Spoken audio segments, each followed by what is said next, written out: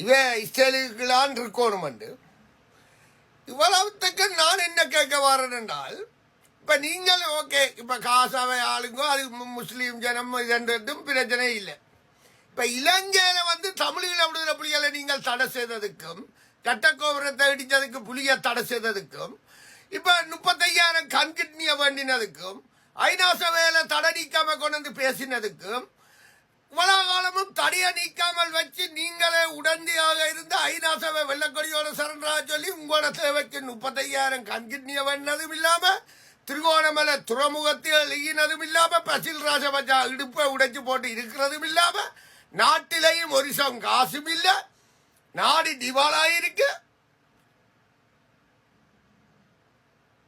விகாரைக்கு கயேந்திரகுமார் கொஞ்சம் பேருக்கு அரசு தடை உத்தரவு கொடுப்படுது.